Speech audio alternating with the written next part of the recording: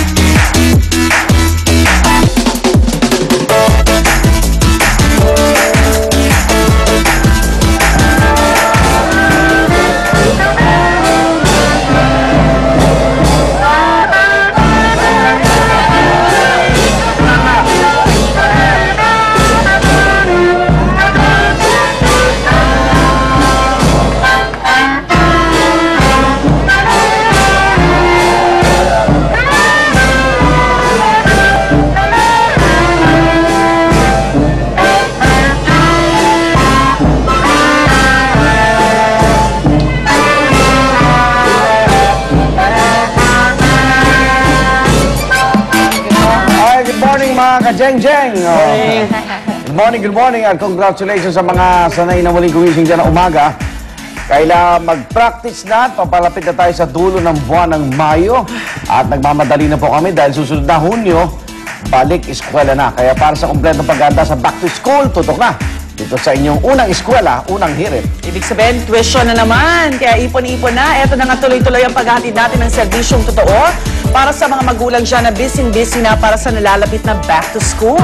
Meron po kaming UH Balik Eskwela Caravan ngayon dyan sa Barangay Commonwealth, Quezon City. Sangkatutak na libre ang dinala natin doon. Merong libreng gupit, libreng uniform, school supplies, shoe at bag repair at shoe shine. Siyempre, sino pa ba ang perfect na tagapaghatid niyan? Walang iba kundi ang ating kumar, si Maring Susan Enriquez. Kaya sa mga taga-Barangay Commonwealth, join na sa UH Balik Eskwela Caravan ngayong umaga. Ako at bukod pa dyan, meron tayong inibidang sikat na kapistahan. Alam na natin yan, pinakita natin kanina umaga. Maghanda na kayong makiindak, makigiling dahil sasayaw na tayo sa Obando, Bulacan. Santa Clara. Napakasayang kapistahan na ito para sa mga nag-asawang gustong magkaanak. Ihirit ang nina Monica at Arn. Mamaya. Sayaw na tayo. Walang pasya yun, di ba? Pag sumayaw ka dyan. Teka, alam mo kung paano sumayaw dyan? Yung steps. Gano'n, diba? Gano'n. Parang bulaklakan. Ayan o, tingnan mo. Ayan. Yan. Dali lang pala eh. Itatawad mo sa tiyan mo. Itatapat mo. Pero hindi Ayun. dyan yung mag-aalay na itlog dyan ba? Hindi. Hindi sa Santa Clara yun. naman naman. Confuse ko na nga sila eh. Kaya nga tinatanong, di ba? Pwede ka rin maghawak ng itlog. Pwede. Pwede naman, di ba? Samayin mo na. Ano lang? Sanggol sa itlog. Para hindi umulan. Pagbuntis ka. Ayan. Pero bago lahat ng yan, Umanganak ka. narito muna ang mga balitang dapat nyo malaman sa ating top here.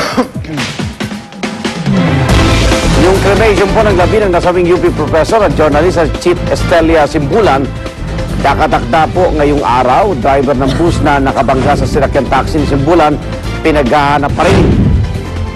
At para maiwasan ang pagkakadalit pagkagawa ng mga pasahero na siya nagdudulot ng mga aksidente, buwan ng sweldo, imbis na persyentuhan, sinusulong na para sa mga bus driver. Good luck. Samantala, mas murang school supplies sa alok ng Department of Trade and Industry sa kanilang diskwento. Caravan. Araw ba sa kamauman ni Pacquiao, nanindigan pa rin na labag sa Biblia ang sinusulong na reproductive health bill. Narito na po mga detalye. Labi ni Chief Estelia Simbulan, veteranong mamamahayag at UP professor na nasabi sa aksidente sa Commonwealth Avenue noong Friday the 13th. Nakatakda i-cremate ngayong araw at sa huling lamay kagabi dumagsama ang nakiramay. Kabilang ng ilang kilalang personalidad tulad na dating Senador Joey Lina at Vice President Jejo Marbinay.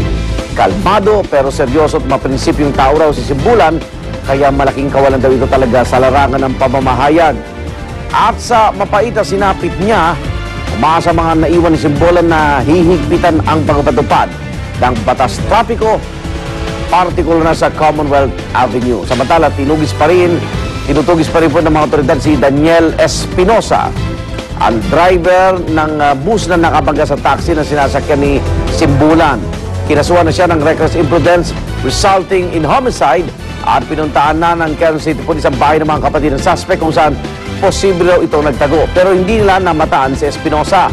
Nagpakita naman sa otoridad kahapon si Honorio Panaga katrabaho ng suspect. At tayo sa kanya, bago nabugo ng Universal Guiding Star Bus, ang taxi ni na Simbulan, nasagi mo na ito ng isa pang bus.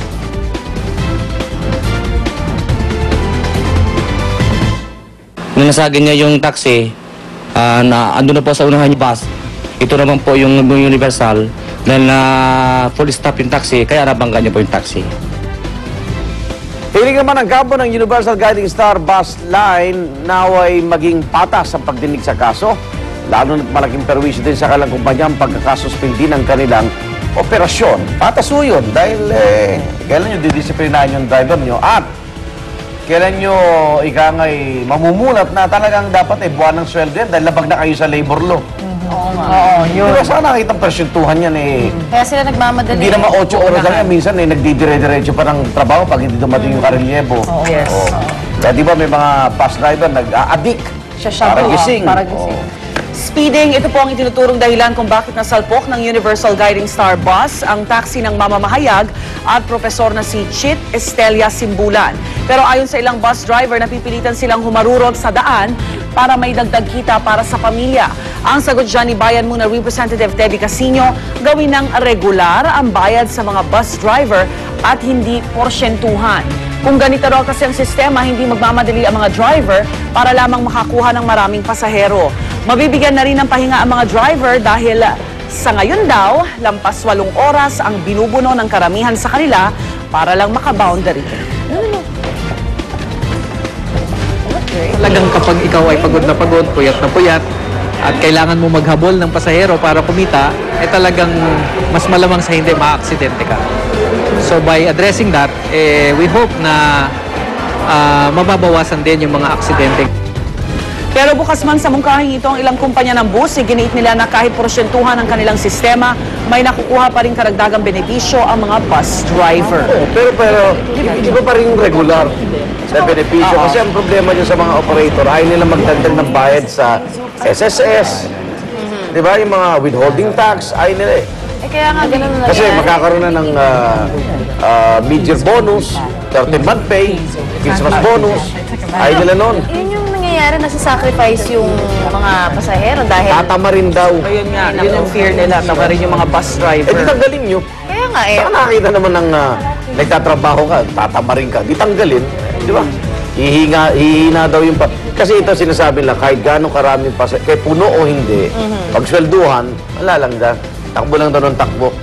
Hindi Kasi swelduhan I don't think so. Kung talagang papahalagahan nila din yung mga tao nila, di ba, maayos yung training din nila at mamomonitor nila, talaga maayos din yung trabaho Hindi, niyan. tsaka sa totoo lang din, napakaraming bus sa EDSA pa lang talaga. Hindi naman makikita mo na puno lahat diba? Dahil doon lang sa yellow lane, pagka nakita mo, parang kumpul-kumpul sila, napakadami. Hindi naman napupuno. Sayang din Bastos talaga sa laki nila, nambubuli na talaga Yes, Yung bigla nambubundis pa kaliwa, ito, isa kang privado, Yung wala. universal bus na yan, oo. Sinasabi nila, di ba, nasuspindi na yung prangkisa na for the meantime. Oo. 4 pa rin yung nahuli kahapon, Na bumabiyahe. sa Commonwealth pa lang Kapal yan. talaga. Samantala, usapang balik eskwela naman po tayo. Kung kulang ang inyong budget para sa darating na pasukan, handa kayong tulungan dyan ng Department of Trade and Industry. Makakamenos daw po kung bibili kayo ng school supplies sa kanilang Diskwento Caravan. Meron silang tinitindang promo pack at kumpleto na po ito. May notebook, ruler, eraser, pad paper at envelope sa halagang 150 pesos lang. Ang 10 pirasong notebook naman, 150 pesos lang din. May crayons din na may kasamang glue, ruler at gunting at lahat po ng yan ay 25 pesos lang. Murang-mura dahil nga tirang produkto raw ito noong isang taon. Pero kahit abot kaya, siniguro naman ng DTI na ligtas pa rin itong gamitin. Lilibot ang Diskwento Caravan sa iba't ibang bahagi naman ng bansa at makikipag-ugnayan lang sa mga tanggapan ng inyong local DTI para po dyan. Pero para sa mga taga Metro Manila, narito po ang schedule nila. Sa May 30 nasa Maynila sila.